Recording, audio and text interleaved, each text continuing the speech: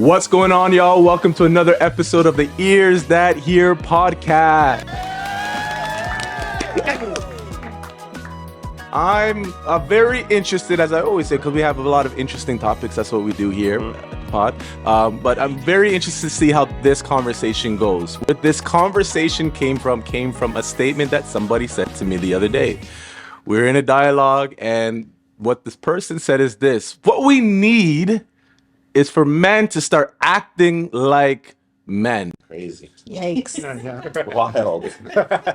Now, I'm not sure what that person meant, and that's kind of what we're going to try to help answer today. So that's the question. What does it look like to act like a man, but specifically from the perspective of biblical masculinity? And so I wanted to start the podcast with Kara. I want to hear your thoughts. What is it? What does it mean to you, Kara, to act like a man? For a man to act like a man? Yeah. From a biblical sense? Sure. Always. Yes, always. I think naturally we want to say a man that leads, but I'm going to say a man that listens. Man that leads and listens. Okay, that's good. So, Yeah. man that leads and listens. But the thing about that, what does that even mean for a man to lead What does it look like? and to listen? Lincoln, could you help us out with that? What is that from your perspective? Absolutely, PK. Thanks for having me. What does it mean for a man to listen and lead? And lead, yes. But mostly listen. Well, we didn't say that the first time. So, wait. You said- I said most people are going to say it's a man that leads, but I'm going to say it's a man that listens. Y'all weren't listening. Ooh. Y'all were not. There is an example of it right there. I That was good. That was falling short. Yeah, We falling short. We're not listening. Fine, yeah. A man that leads and listens, Lincoln, but mostly listens, So let me and we got talk to be about better. listening. Yes. Yes, please. Listen, Link. Put your hand out. I hate your guts. A man that listens, I believe, has to be attentive to a few things. I think he's listening to a few people.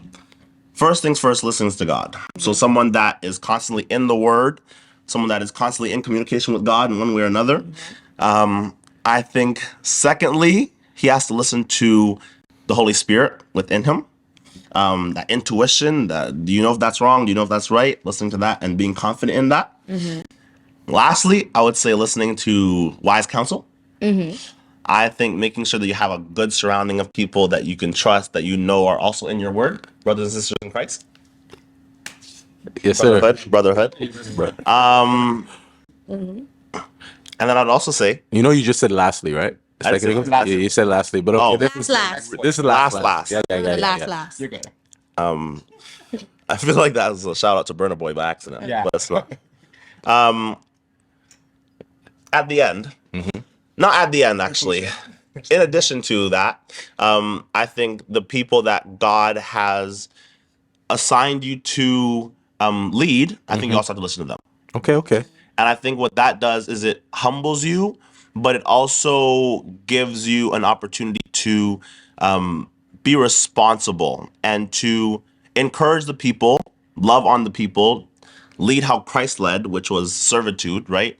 And I think that is what listening would look like as a man. Benita, question for you. Do you, from your perspective, see that men are good at? First off, do you agree with what Lincoln said in terms of his definition of listening and leading, or actually just listening is what he just spoke to? But do you think men are good at that? If you agree with what he said? I agree with what he said. I think that not even specific to men, but that's something that you have to nurture in life. You have to learn how to be a good listener, an active listener. And it's important to know when to be open to other people's opinions, when to listen to other people's ideas. And that's not just in terms of being in a relationship, but that's in terms of just being a good person, you know? Like, other people have perspectives that are different than yours, and it's important to be able and open to listening to that.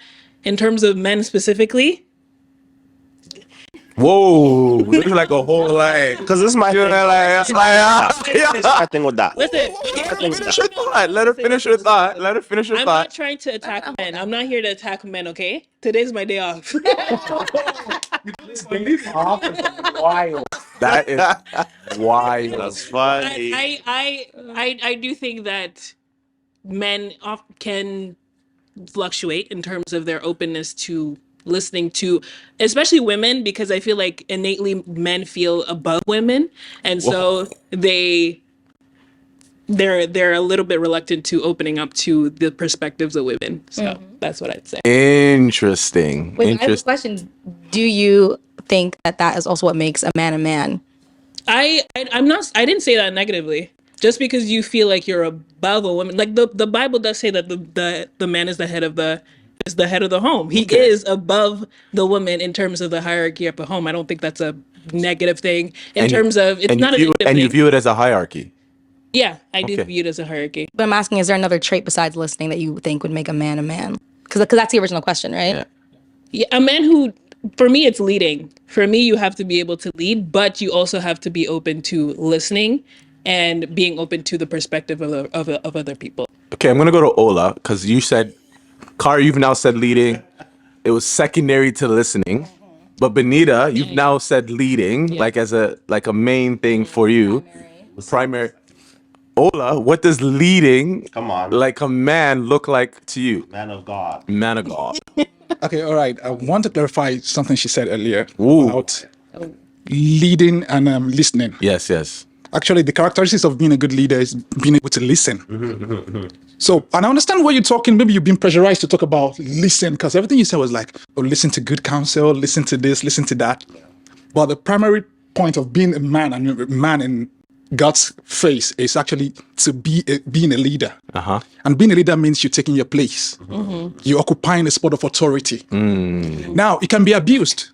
For real, it can be abused and it can be used rightly. Absolutely. Yeah. Being a good leader means you listen to godly counsel. You have people that speak into your life, Holy Spirit, God, and people around you. Yes, those are important. But being a leader means first you take your place of authority. So there will be times you will be strict as a leader. You have to put your foot down, and there will be times you'll be lenient. It's part of you being a leader. So there's no rigid or kind of a thermoset way to it. Means you should be flexible when needs be.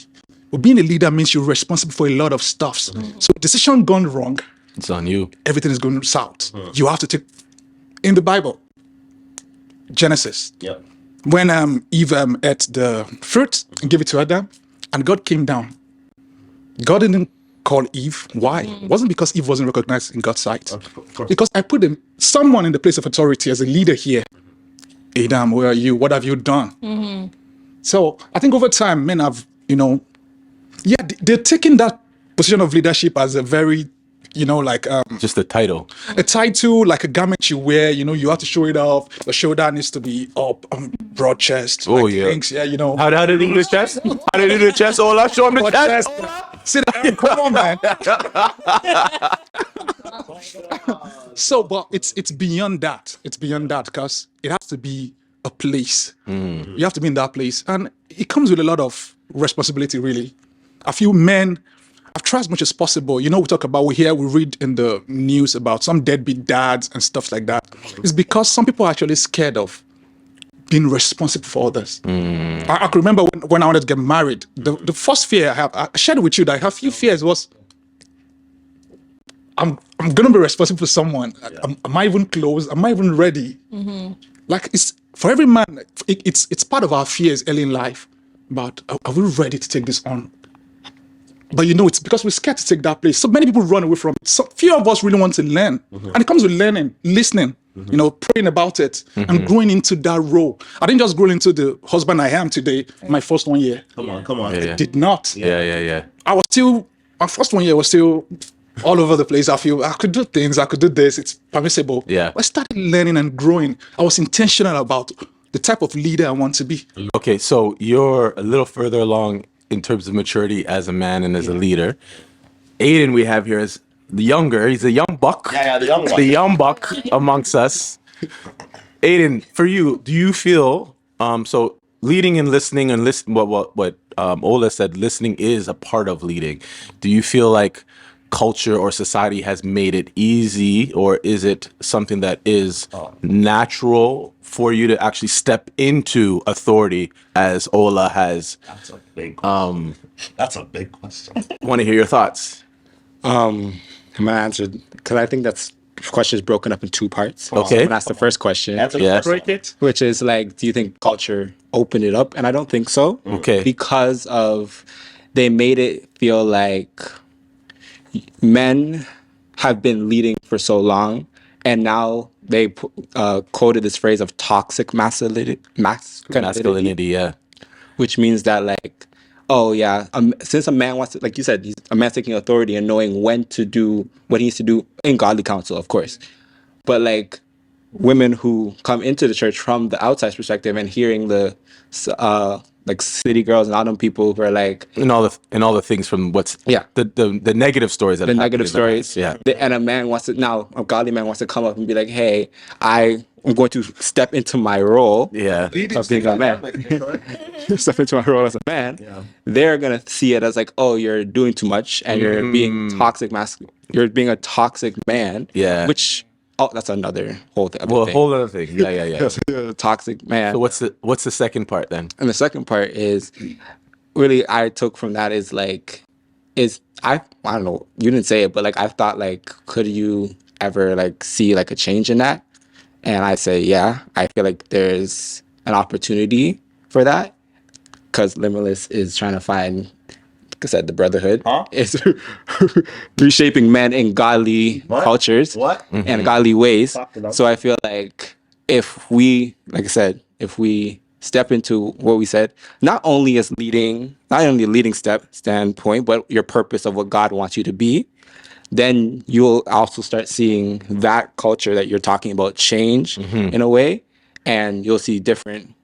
Different outcomes. Yeah. Different outcomes. Can I say something though? You can't. was gonna speak on that. I don't even know if you. If Right I said away. No, if you were not going to I be able to know. say anything, Yeah, I you know. just like grabbed that mic and you just started I talking. did, and here I But am. Anyways, go ahead. So I just want to speak exactly to what he just said Mm. because you mentioned the city girls, and I just want to speak to that real quick. Did that like hit you somewhere? Is that No. what happened? Okay, I was checking. It's all right. Yeah, Sorry, I shouldn't have think interrupted. that My bad. I think that leading in the church and like leading from a biblical standpoint and the leading that we see done by men in the world are two different things.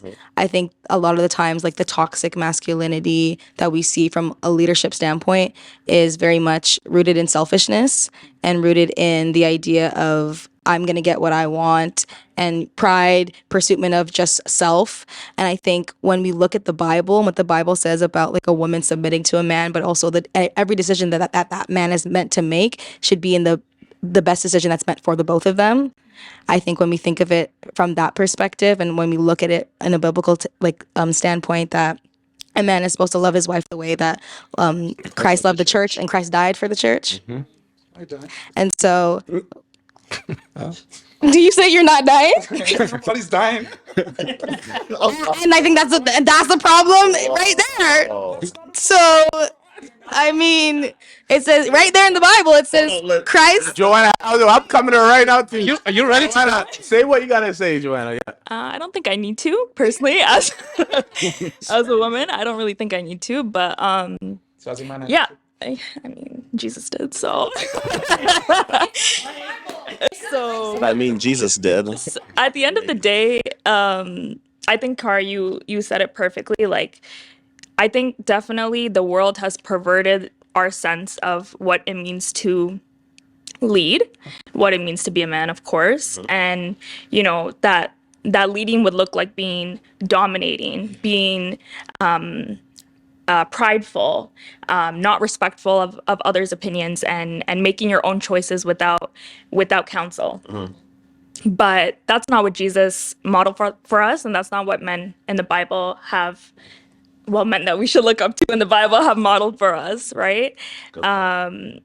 Leading comes with listening, and leading without listening means that there's a lack of patience, there's a lack of respect for others' opinions. I think the females sitting at this couch, living in a world that frankly is a patriarchy, can attest to a number of, scenarios where we battled through being almost second in class, right? Yeah, and I think the world kind of coddles men in their wait. So I feel like the world kind of coddles men in this perverted sense of what it means to be a man, what it means to be a leader, what it means to be the head of the household, etc., etc. So I just put that out there. Lincoln, you have something to say on that, and then I have a question for you guys. So I had a question for Joanna real quick. So when you say, I agree with the majority of things you said. I agree that I actually disagree a little bit with the toxic masculinity. I do believe toxic masculinity exists. I don't know why that word's beating everyone up here today, but I do believe that exists. And I believe the reason why that exists is for a number of reasons.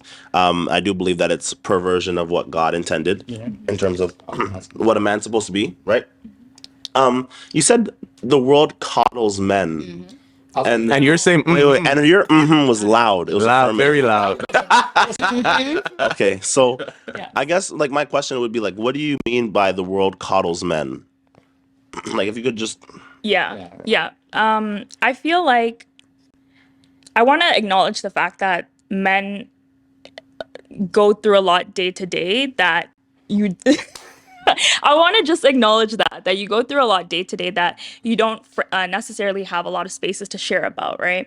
And in that way, I won't say you're coddled. I know I recognize that, but I would say that men are coddled in the sense of being able to get away with not having to take responsibility, not having to take authoritative, roles in where God has placed them, within their family, within their marriages, within their friends, at work, like all these places where, again, that perversion of what it means to be a man, like oftentimes men are able to get away with that, quote unquote, right?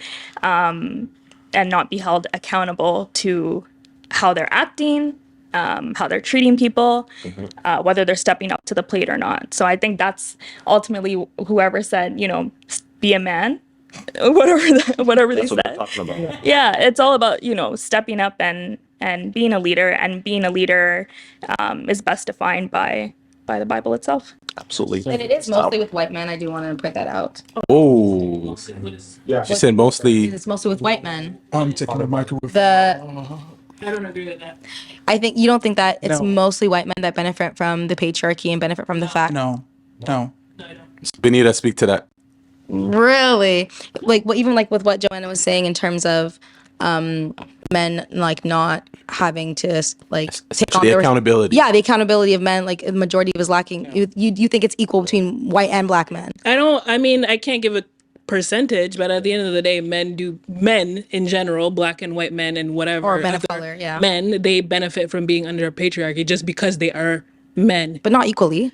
I wouldn't say it's 50-50, but also I don't think that's also relevant to the conversation. If we're talking about men are being coddled in society, that they're not willing to take accountability for wrongdoings, then all men benefit from the fact that patriarchy is was created for them. But not in the same way, and I think that should be taken into consideration when we do talk about the topic. If I'm going to give a very specific example that we see in the Black community, fatherhood. Yeah. We see a lot of single mothers having to raise their children in a one-parent household because men decide to not step up to the plate, not take responsibility for their actions, and stay in the home or help raise their children. And that's a plague in the Black community that men are not held responsible for. A lot of us know a lot of people who grew up without fathers because their fathers decided to abandon the home. And that's something that Black men specifically, I'm talking about Black men specifically, are not held accountable for. So no, it's not equal. It's never going to be equal. Of course, white men and of course white people there's a hierarchy in society, of course, but that doesn't mean that Black men specifically shouldn't be held accountable. Yeah, and also, because I think it's the culture of what's been passed down over and over again. Like I said, it's a cancer thing flowing. You have deadbeat dads, not being around for their kids. Like many men grew up without any mentor. Yeah, the first mentor his son wants to, look at is his father. Yeah. Like you want to see your father as, oh, I want to be like my dad. I want to. The most of us grew up wanting to do our dad's profession. My dad was the banker. I was like, oh, he goes to the bank. I want to do this. I want to do that. Yeah. But eventually, we start picking up these values and habits from them. And if they're not around, if they're not available, then most men will grow up that same way. Some want to fight against being that kind of father, but one way or the other, they still end up being that kind of a person. Yeah. And it's because it's a culture shift. Now, expectation is very high. My background too wasn't the kind of best. Like my dad wasn't around most of the time, and so many things passed through because my sister just expects me to know. And so when they get too emotional about things, I feel, are you guys concerned about me? Do you know how I feel about this right now? Because dad is not around. And you guys are all emotional. And because I'm not crying about it, they think is good with it. Yeah. But on the inside, it's something very deep for me. Yeah, So I'm saying that happens a lot to every man. And because the society is expecting us to pull up, have it all figured up together, then people grow up with that ego. Yeah. I won't be vulnerable with my teammates or with my wife, with people, my friends, because I feel I should have it all figured out. Can I clarify something on that point?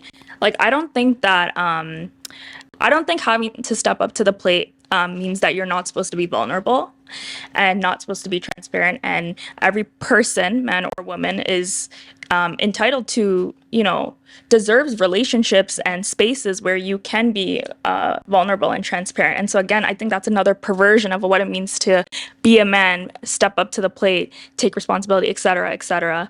I think a true man is gonna be able to be comfortable with their emotions, with their feelings, and learn to be vulnerable and transparent, and not let those or be intentional about not letting those traumas, that brokenness, and all of that affect the way that they live, the way they make decisions. Ada, I know you want to say something, but can I just pose something or a question? The vulnerability piece, right? So I hear like all the time women saying they want to see men more vulnerable sometimes. But then I see men be vulnerable. Yeah. Doesn't go well. And then I see Not at all. It never goes well. And then I see Yes, not all the time. doesn't You're go well. absolutely right. I'm not saying all the time, but I see It's a double-edged sword. yes, if he's too vulnerable, Yes. Then he's if sassy. he's too sensitive, then he's sassy, then he's too feminine, he's not strong enough. Crying? Like, what is he doing? So why Why couldn't can't he cry? We just talked about the trauma that the man went through. We just talked about the trauma that the man went Yeah. through and how it's not allowed to affect him. And we said we wanted to be vulnerable. And now he is. Let's say he closed the door. Let's say he attacked the world. He set up the power lines. He fought wars. Came back home and he said, "I'm tired." She said, "Be a man." I know, no, I would never say that. But I'm just saying, because you're saying, I'm talking about Give her the mic, weak give her things, the mic, not- give her the mic, give her the I'm mic. just saying, if you're saying he's getting, like, he's consistently boohoo crying, like every So week, that's like every day. that's What's the that's what I want to get to. Is there like being too vulnerable? Is there like okay, you can only be boohoo crying Okay, like you know what? once every You know what? Maybe, once every maybe quarter. Maybe that's my trauma talking. Because I think Black people understand.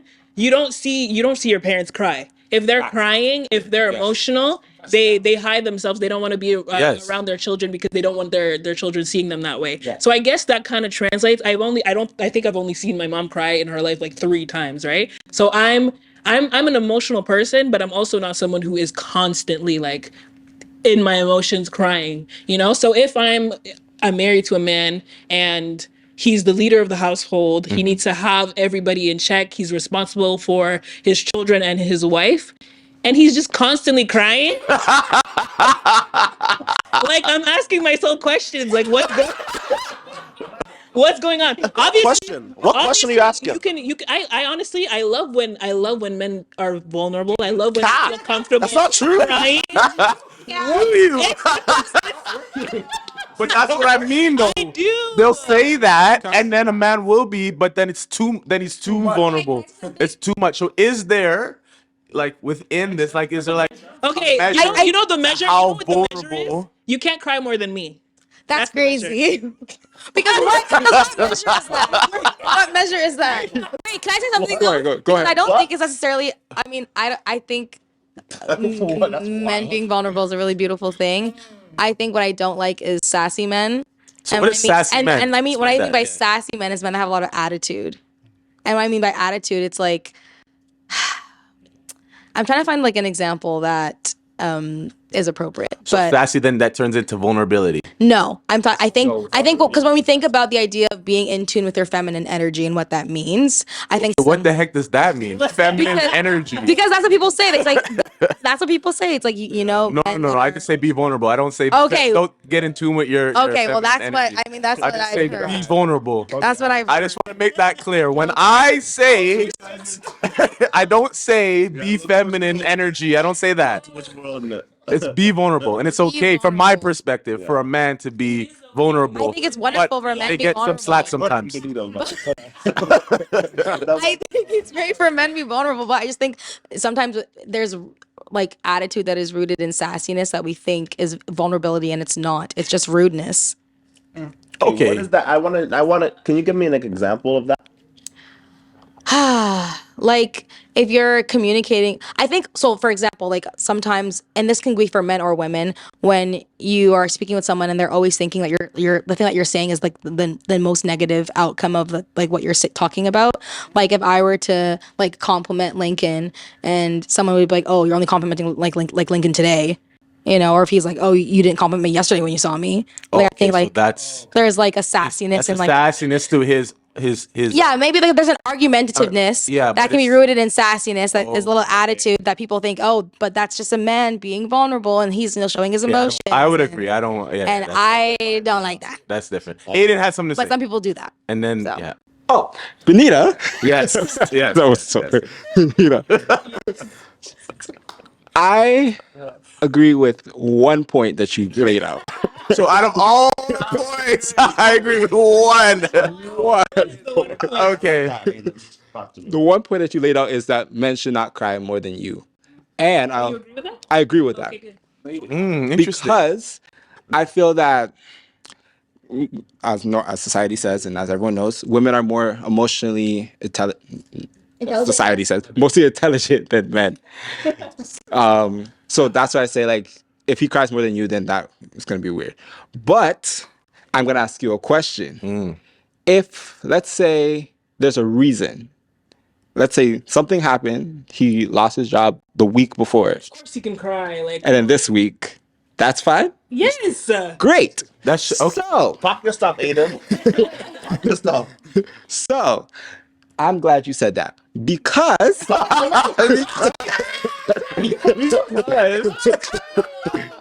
I'm glad you. what else? I'm going to speak from the black man perspective. Yes. I have seen multiple men be able to like try to express their emotions and they be called sassy.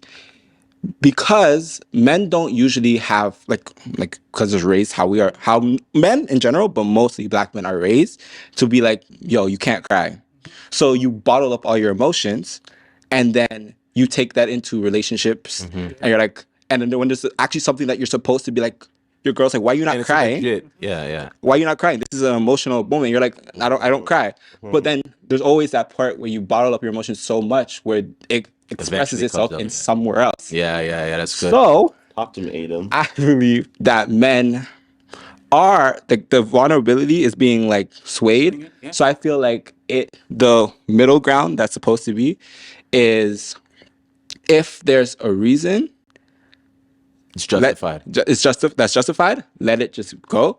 But also, I feel like, and I'm going to go from a relationship perspective, if a woman is supposed to be like in that moment where a man is not boo-hoo crying, though he's not boo-hoo crying, but he's like he's trying to get his emotions out. A woman's supposed to be there to like receive that and help him work through it because he's probably not trained to know how to work through his emotions. I'm not against men crying, guys. Like men can cry. The only thing I said was that Okay, speaking from the perspective of women or from myself, it's like you said it yourself. You've spoken to women who have said that when men get too vulnerable with them or consistently vulnerable with them, it's a turnoff. I'm not the only one who has said that. Yeah. Women feel that way. Yeah, So but vulnerability we're saying right now is about emotions and everything. But look from a different perspective, it's about sometimes men don't have. It's hard for a man not to have answers to some questions, or you're the head of a home, or you're leading somewhere, and you don't have the right response. And it's not because you're not searching for. You don't just have it at that time. So in some cases, it might be finances. Like, you don't just have it all figured together. So the ego comes to play. If I know, I can't be too vulnerable. Or maybe with my girlfriend, she's going to feel I'm useless. And because the society says, get the answers anyways. So vulnerability now doesn't have to be me coming home to cry, but me genuinely knowing I need to ask for help. So knowing to tell my woman or my wife or whoever I'm with, saying, I don't know, not because I'm useless. yeah, and your wife should be your wife. Yeah. Your So that's wife huge is for- going to be open to your emotions. Yeah, that's vulnerability. I would hope so. She's going. So to. this is the thing. This is the thing. So right, because this is the thing. What is it? What is it? Thing. What is this? This So is I'm the thing? thinking like this is Yeah, the thing. yeah, this is the thing. Yeah, So I yeah. understand. Oh, you did my thing. Go ahead. So this is what I'm talking about. Not only does society say men should have the answers, but society says men have the answers. So now there's a difference. So I think what So what I mean by What that, answers do they have? we're not. No, here's what he means by that. is it? So, but here's trying what to I throw think. me off, What I PK. think he's talking about though. Trying to throw me It's off. the leading, and I'll bring it back to him. Yeah. It's the leading piece, right? The leading, in terms of how we define leading, is the ability to know all the things that we need, like where the man needs to take the family, take their spouse. Yeah. They need to have all the answers for that, and if they don't, a woman. I'm not saying this is all the time. There's sometimes a woman like, yo, this guy doesn't know how to lead me. But I also And it's think not that he doesn't know how to lead. He I also just think we're discounting the role of women. Thank you. The way that marriages work, the woman and the man work together in order to make decisions, in order to lead the family forward. That's the in a man healthy isn't manner. the only one who makes the decisions, and the man wouldn't know how to lead the marriage without the woman. That's a healthy And manner. there's no but problem with there's not been, knowing. But there's been things where it's been perverted. We said it where it's this idea that the man needs or expectation. I like that word better. That the man is like in a healthy situation. A woman understands. Yeah, this is a partnership. That man's not going to know everything. Correct. But there's a lot of situations that I have seen. Now I'm not going to say majority. I won't go. Majority? I'll say majority. Not the majority. I said I'm not So going to. you know, majority of unhealthy relationships is what you're saying. Yeah. That's the better way of saying the majority of unhealthy relationships. Or you know a majority of unhealthy relationships. Yes. Yeah, I do know. That's sad. So most It is people that sad. you know are unhealthy. Doesn't have to be cockroach. No, I'm saying, anyways. I'm just saying that. I'm just saying that there's nothing wrong with not knowing, but what's wrong is not seeking the answer. So here's what I would agree with that. But what I'm saying, to go back, I will answer that question. Knowing majority of unhealthy relationship, we know statistically that for every person that gets married, more than 50% of them are getting divorced. A part of that is the expectations that both the spouses have of each other that has been distorted and perverted, that leads to a lot of the issues that we have. And so that's what I would say to that. And that's what I was saying in regards to what you said, the leading piece, that there is this expectation for men to be a certain way. And if he doesn't maintain knowing everything, where are you taking me, or what are we supposed to do, then he's not a leader. And also, I just want to add something real quick to that. Like, we talk about a man of faith, right? A man of God that leads. I think a lot of times what comes up for women in terms of the submission thing is that they can't submit to a man that doesn't know how to lead, right? Exactly. That not a man that's not worth submitting to is what they say. Am I correct? I mean, All right. So when it comes to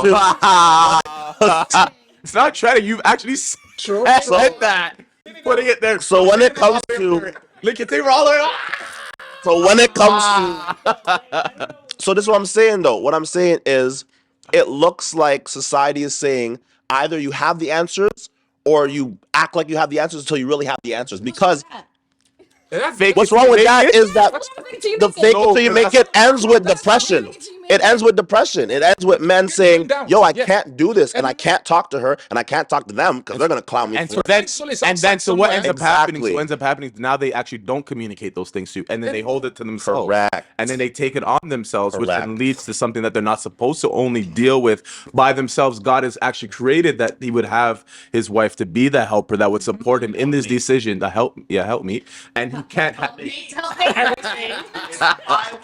Help me. Yes. Because they got on. Yeah. I will say that as women, speaking for women, it is important for us as well to unlearn the toxic masculinity that we ourselves Yes. internalize. There we go. Thank you.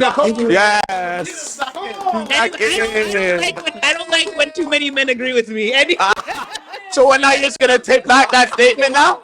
You can't take it back. I'm not taking it back. I'm just saying that yes, a lot of our perspectives come from society's, imposition of what men are supposed to be like. So I'm just gonna add that piece. And I'm not defending men, but I'm just saying. All right, just want to say something. Yeah. When earlier we said I was talking about a man taking his place, being a leader, and also we need to understand that a man taking his place of authority means like you are accountable for so many resources in your hands. Yes. So your wife, just like a manager at work, what makes the best manager is not shouting, decision making. It's your ability to use all the resources that you- within your department well. That's what makes you great. You come out shining, everybody say he's a top manager, he's a top leader. It's because you've been able, you don't have knowledge of all things. As a man, as a leader, you wouldn't have knowledge of every aspect of life, everything. You're not the only one that hears from God. Your wife should hear from God too. So in a home where you don't, but you're expected to nourish or to nurture that gift, to nurture those resources. So I'll say, a godly wife brings honor to his man right from the gate. And you hear somewhere playing chess, people are saying, your wife just drove into the gate. Oh, that's my wife. That's honor. Because she's actually growing. She's booming. And it's because you're nurturing right. So many leaders just think, I want to rule, dominion. You said it earlier on that it's about, for many men, and it's because it's been passed down. I could say it. The vivid thing that's actually distracted many men is how we inherited this culture from parents, from uncles, from people who see as leader figure. Yeah. I know so many African cultures we say when men speaks or decide on a thing, a woman doesn't have a voice. Yeah. It's legit in their home. I have friends that grew up from those kind of homes. Yeah. A woman don't have a say. I want to buy a car, it's a Honda CR-V 2023. Yeah. No say. It's final. Final.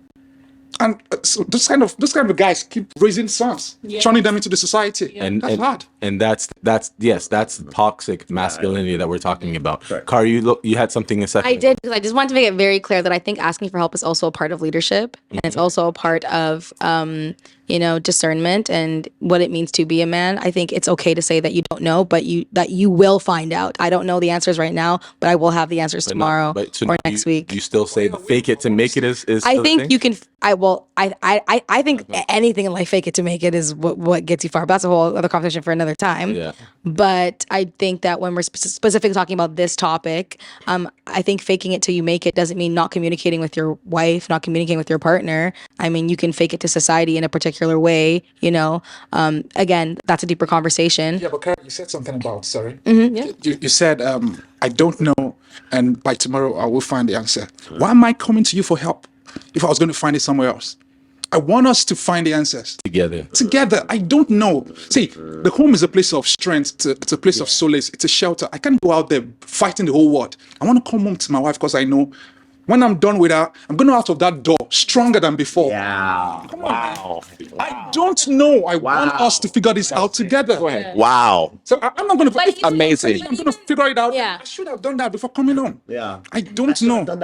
But even that, right, there's still a sense of leadership in that, like, what is a tactic that we're going to use? What are we going to do to figure out this together? There's someone still needs to lead that process. You can. So I can? Yeah, you can. Oh, okay. Okay. Okay, wait. What's the equality you guys are crying for? And that is all. We have no more time. at the Ears That Hear podcast. Thank you so much for being here. Hey, yeah, we on that note, let's just try to bring this back. No, we're gonna. I think we're just gonna. We're gonna move on. We're gonna move on. We gotta wrap up, right? We gotta wrap up, guys. Not a time, guys. Ola's making some statements. I don't even want us to continue on that. It might get Let's just too pray for Ola's much. safety. Well, when this is all said and done, so you guys know, Messy we will security be when it leaves taking the some parking time just to lift up Ola, just for protection. Yeah. For protection and for some wisdom. We are gonna have to just. Ola's wilding right now, but let's just let's get a little bit serious and bring this down and end on a good note. How can we end on a good note? Is going to the Word of God. I actually wanted us to look at that actual passage that makes that statement of act like a man. It's found in 1 Corinthians chapter 16, verses 13 and 14. Here's what Paul says. Paul says, be watchful, and he's speaking to men. Stand firm in faith and act like men.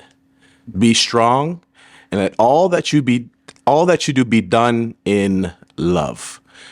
He does make the statement, be watchful, meaning you have to be looking over the resources, as Ola spoke of. I do think that that's something that Paul is making reference here too.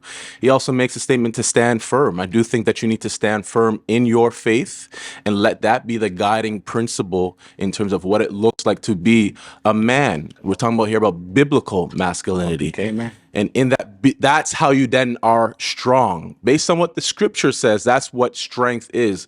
In that, that means you can be vulnerable. In that means you can be honest.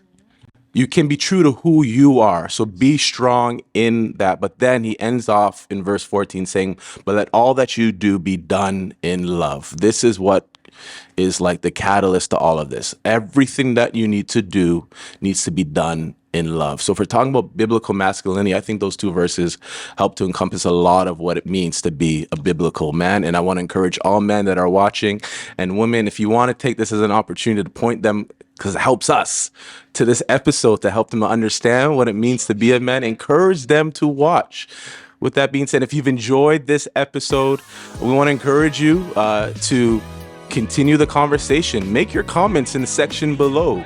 If you disagree with something that's been said, make it known. If you agree, make us feel good about what we've said and agree in the comments. Also, check out all our other episodes. This is not the first one. I want to encourage you guys to watch the other episodes.